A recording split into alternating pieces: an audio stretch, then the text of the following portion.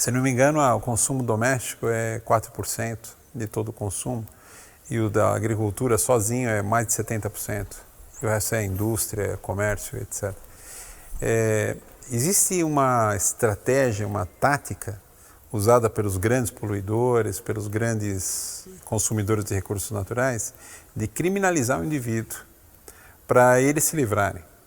Então, enquanto você está com peso na consciência porque você ficou 8 minutos no banho e não 5, eles estão soltando tudo lá e estão entregando tudo. A seca de 2014, 2015, o comportamento detestável da Sabesp em relação aos grandes consumidores que estavam recebendo incentivo, não foi nem retirado o incentivo para quem paga menos.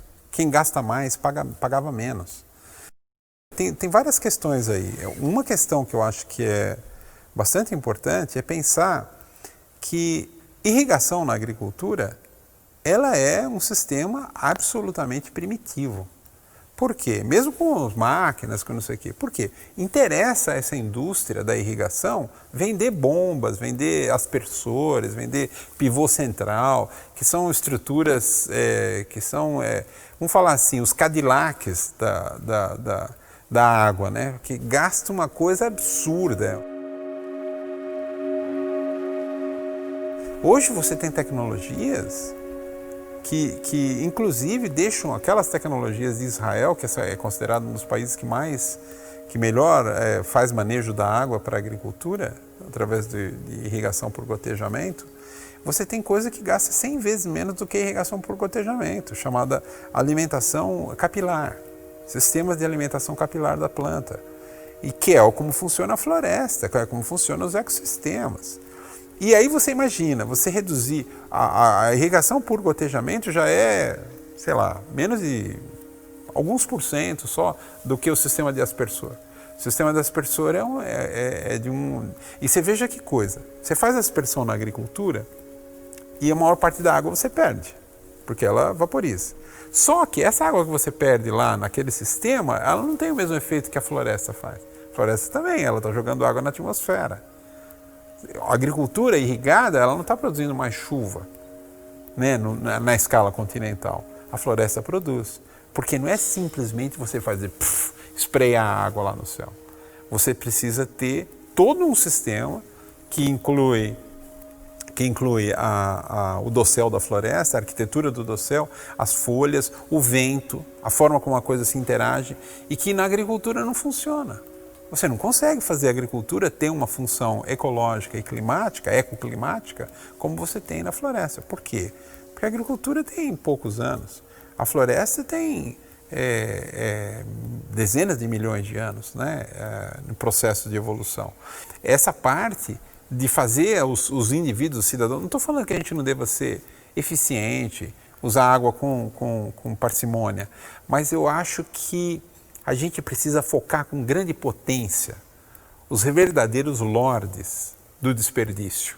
Tá? É eles que precisam ser responsabilizados. Não porque eu acho também que eles só têm culpa, são os únicos culpados. Não, porque a gente consome tudo que é produzido por esses lords. Né?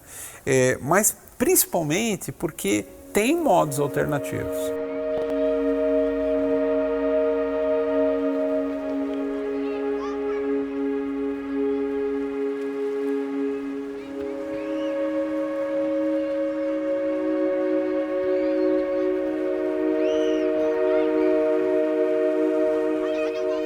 Eu sou Juliane Ferreira, sou tecnóloga em Meio Ambiente e Recursos Hídricos pela FATEC de Jacareí. Nós estamos aqui na Escola Municipal de Ensino Fundamental José Éboli de Lima. É uma escola que fica no município de Jacareí. E em 2017 teve início aqui na escola a criação desse espaço educador sustentável. E ele, desde a sua concepção, tem a intenção de envolver currículo, gestão e o espaço da escola. As educadoras em sala, gestão administrativo, funcionários e a comunidade, mães e pais e familiares que moram aqui no entorno, né? E em 2017 foi a implantação mesmo dos elementos. Começou pela compostagem, depois veio a captação de água da chuva, depois a cisterna teve horta, espiral de ervas, o pomar, e tudo isso contando com a ação das estudantes e dos estudantes, educadoras. Tinham momentos de sensibilização deles, para daí também se apropriarem dos elementos para poder passar isso para as crianças. A relação delas, elas são super entusiastas desse espaço. É uma coisa que é bem nítida, assim, a gente se depara com uma certa resistência dos adultos, né, das educadoras, para vir para cá, mas elas se deixassem, assim, elas teriam uma participação constante, assim. Então, que depender delas de rega e tudo mais, elas são bem enérgicas com esse espaço aqui. A gente tem ali 10 bombonas, né, uma capacidade total de 2.000 litros de água armazenadas, e foi também feita nesse processo de estudantes. A gente fez uma oficina junto de parceiros e tudo mais, sempre tentando fomentar essa ação conjunta, e de modo com que eles pudessem ter uma sustentabilidade para a rega da horta, uma água que antes lixiviava, né, ficava no sistema, agora ela fica armazenada nas bombonas para que eles possam ter uma autonomia na rega, né, tanto dos canteiros quanto para lavar o chão da escola.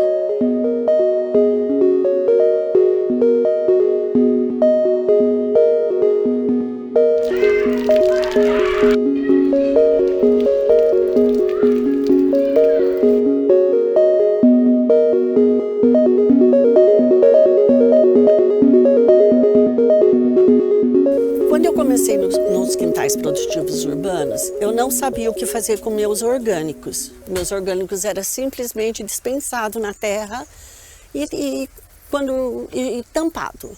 Daí a gente, numa das oficinas, logo no início, a gente teve uma das oficinas que a gente aprendeu a fazer a compostagem da matéria orgânica. Então agora a compostagem é feita adequadamente, né, do jeito que tem que ser feita, e toda ela é aproveitada na nossa horta, que a gente não tinha horta, a gente não sabia, vamos dizer assim, construir uma horta, fazer uma horta. E também em outra oficina que teve, porque a gente tem as visitas técnicas, né, de tempos em tempos, e cada oficina tem um tema.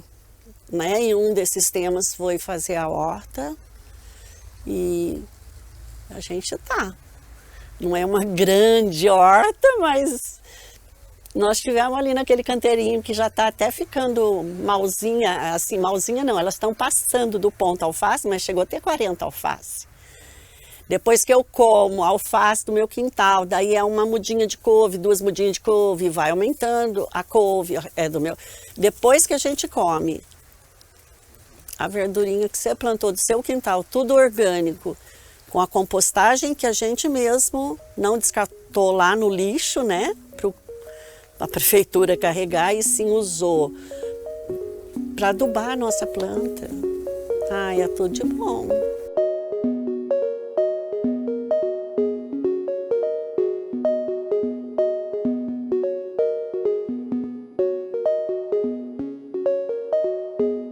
A gente fez também ali a coleta das águas cinzas. A gente coleta a água da pia e do tanque, máquina de lavar. Daí é feita a coleta da água e ela é canalizada para jogar nas árvores frutíferas. Não gasta água para molhar as frutas. Chove, senão vai pingando lá a água da reutilização das águas cinzas.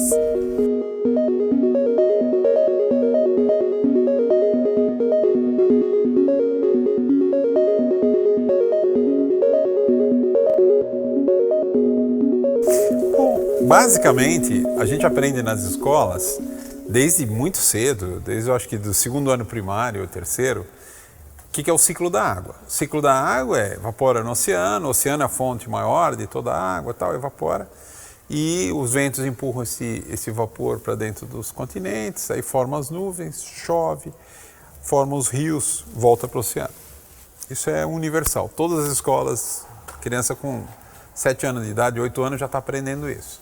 Só que ninguém para perguntar como é possível que, se você tem um planeta com 70% de água e 30% de continente, e esse sistema, se ele fosse pervasivo, né, se ele fosse um sistema como o que ensinam para a gente dar a ideia de que você tem vapor subindo em todos os oceanos, vento soprando para todo lado, era para ter chuva em todos os continentes. E não tem. Né? Então, essa digamos assim, o começo da história dos rios voadores. Porque, na realidade, os rios voadores começaram como aerial rivers, rios aéreos, dois irmãos, um do MIT, o outro não sei onde trabalha, que foram explicar um evento de inundação na Califórnia. E eles olharam as imagens de satélite e tal e viram essa estrutura filamentar assim na atmosfera, que tinha uma grande quantidade de vapor de água comparável ao que transporta o Rio Amazonas, né, atmosférico lá, e que condensou tudo lá, elas embicou em cima da Califórnia e produziu chuvas diluvianas, né? Isso foi em 92. Em 2004, um colega aqui do INPE, que agora está no CEMADEM, o José Marengo, ele publicou sobre, ele tinha um outro nome, um nome técnico, jatos de baixos níveis. Ele não chamou de rios aéreos. Mas eram os mesmos rios aéreos. Isso daí me inspirou. E aí foi quando eu encontrei o Gerard, o cara do avião, né? O cara empreendedor e tal. E eu propus para ele a gente fazer esse projeto. E o próprio José Marengo, que participou no início do projeto, ele cunhou o termo, rios voadores, porque o Gerard ia com o avião dele, estava voando atrás dos rios aéreos, então rios voadores porque captura a imaginação, né? E algo que você olha o mapa mundo e você vê que a 30 graus de latitude sul, 30 graus de latitude norte, você tem os desertos, e sendo que essa região, que eu chamo de quadrilátero da sorte, que vai de Cuiabá a Buenos Aires, de São Paulo aos Andes, 70% do PIB da América do Sul sai dessa região, onde estão hidrelétricas, agricultura, indústria, grandes cidades, etc. A região mais rica, né, da América do Sul, depende dessa água que vem nos rios voadores. Então, não tem dúvida sobre isso, os rios voadores. É visível, qualquer pessoa pode ver. Aliás, a força do argumento, da popularização desse conceito dos jatos de baixos níveis, que eram os rios voadores e que eram os rios aéreos, se tornaram os rios voadores, a popularização veio de que cada pessoa olha a explicação e fala, claro, né? O Acre é onde o vento faz a curva, porque o vento vem sobre a Amazônia, vem do Atlântico, atravessa a Amazônia inteira, 3.000 quilômetros, bate nos Andes. Os Andes é uma parede. Aí ele faz a curva e vem e contraria a tendência dessa região de ser deserta, né? Aqui no São Paulo. Em 2014, a minha mãe mora no estado onde que tem uma quantidade grande de água doce do Brasil, né? E em 2014 minha mãe teve de comprar água porque não tinha a empresa que fornece água na cidade não tinha água para fornecer. E agora nós estamos vendo a mesma coisa, né? Minha mãe está com já vai indo para 4 meses no Mato Grosso que ela compra água. Meus cunhados, minhas irmãs têm de buscar água onde que as pessoas têm água para vender, para poder fornecer, né? E você pega em Tangará da Serra, onde que minha mãe está localizada, você tem um rio Subtuba, que é um dos rios de água grande lá do Mato Grosso, e os caras não podem beber água do rio porque as empresas estão lá com as empresas de avião pegando água do rio para irrigar as produções de soja, de milho, de cana-de-açúcar, e aí a água do rio contaminada, né? E a sociedade fica ilhada, né? Já não tem comida, porque Mato Grosso não produz comida hoje mais, produz só as commodities para exportação. E ainda você tem falta de água, né? Então aí você vai vendo como que a privatização ela é bem cruel, né? Ela vai deslocando o ser humano e cada vez mais vai ficando o ser humano concentrado e vai criando esse que está acontecendo, os caos que estão acontecendo no Rio de Janeiro, está acontecendo em São Paulo. A gente só vai resolver o problema do Rio de Janeiro, o problema de São Paulo, das grandes metrópoles, é se a gente levar a sociedade para o campo, tirar uma boa parte dessa sociedade e pôr ela no campo brasileiro. Enquanto a gente achar que a gente vai resolver o problema da sociedade com violência, com tropa de choque, a gente vai viver nesse caos social que a gente vive hoje, que é cada vez mais essas guerras civis instaladas nas comunidades, onde que está a concentração da grande maioria das populações brasileiras.